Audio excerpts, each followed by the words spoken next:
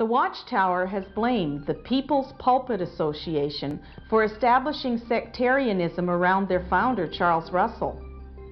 Modern Jehovah's Witnesses may be surprised to learn that the People's Pulpit Association is the early name of the Watchtower Society in Brooklyn, New York.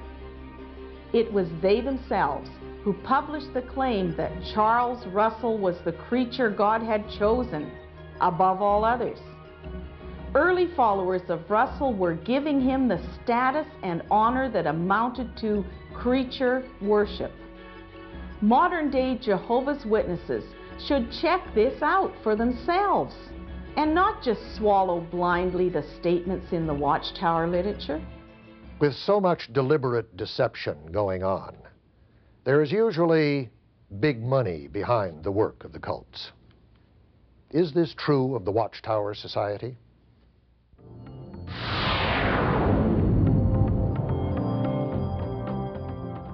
One has only to look at the property purchased by the Watchtower Society in Brooklyn, New York, and outlying regions.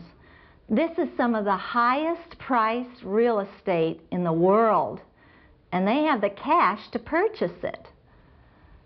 Those of us who worked long hours at headquarters did so for a pittance. We believed we were serving God. We were willing slaves for the Watchtower organization and helped to make it a wealthy publishing company. Money poured in from the congregations and workers in the field. Prior to the introduction of the goods and services tax in Canada, Jehovah's Witnesses paid for their literature at the local Kingdom Hall and sold it at the doors, keeping the money for themselves.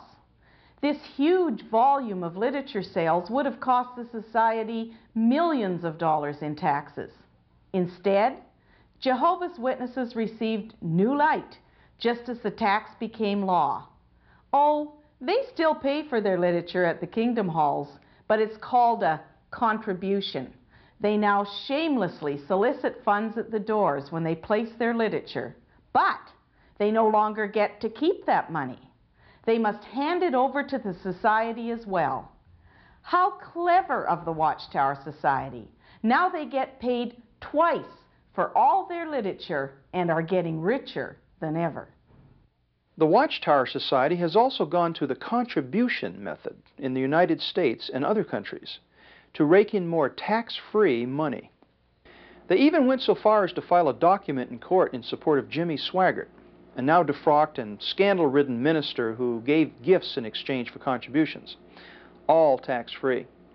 Interestingly, while they believe he is of the devil, they jump to his support when it suited them, all to get out of paying taxes. The present contribution method is a real windfall for the society. Oftentimes, the organization is not content with just soliciting donations.